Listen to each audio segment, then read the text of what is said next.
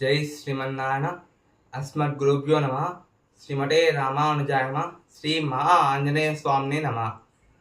అందరికీ ముందుగా శ్రీ పరాభవ నామ సంవత్సర ఉగాది పండుగ శుభాకాంక్షలు. మనము ఈ వీడియోలో పరాభవ నామ సంవత్సర యొక్క పంచాంగ వివరణను తెలుసుకున్నాము. ముందుగా పరాభవ అంటే అర్థం తెలుసుకున్నాము. పర అనగా పరభట్టారిక శ్రీ లలితాదేవి, భవ అనగా భవుడు పరమశివుడు. పరాభవ అంటే సాక్షాత్తు శ్రీ పార్వతీ పరమేశ్వరులు అన్నట్టు. మనము చాలామందిని పరాభవ అంటే ఓటమి అని అనుకుంటాము, కానీ పరాభవ అంటే సాక్షాత్తు శ్రీ పార్వతీ పరమేశ్వరులు అన్నట్టు అర్థం. అంటే మనకి ఈ సంవత్సరంలో పార్వతీ పరమేశ్వరులు తన బిడ్డలుగా మనని కాపాడుకుంటారు అని తెలుపవచ్చు.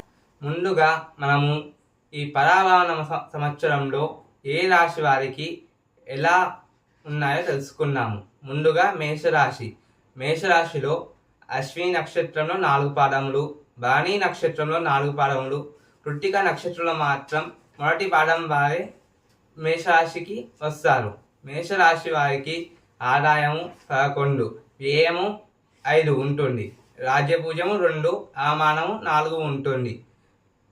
ముందుగా అశ్విని నక్షత్రం వారికి ఈ సంవత్సరంలో కొత్త పనులు ప్రారంభించడానికి ఆసక్తి చూపిస్తారు మరియు వైద్యం లేదా ప్రయాణాల కోసం ధనం ఖర్చు అవుతుంది.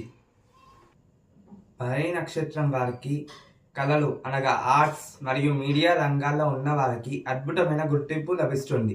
ఇంట్లో శుభకార్యములు జరిగే సూచనలు ఉన్నాయి. విదేశీయానం లేదా విదేశీ సంబంధాల ద్వారా లాభం కలుగుతుంది. కృత్తికా నక్షత్రంలో మొదటి పాదం వాళ్ళు ప్రభుత్వ రాజకీయ రంగాల్లో ఉన్న వారికి విశేషమైన అధికార యోగం పట్టవచ్చు.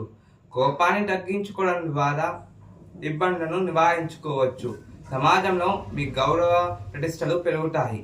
పరిహారాలు వచ్చేసి ఈ రాశి వారు మరింత మంచి ఫలితాలు సాధించడానికి సుబ్రహ్మణ్య స్వామి ఆరాధన మరియు చండీ హోమాన్ని జరిపించుకోవడము ఉత్తమము.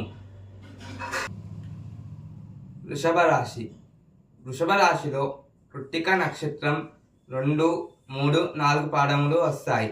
రోహిణి నక్షత్రంలో 4 పాదములు వస్తాయి.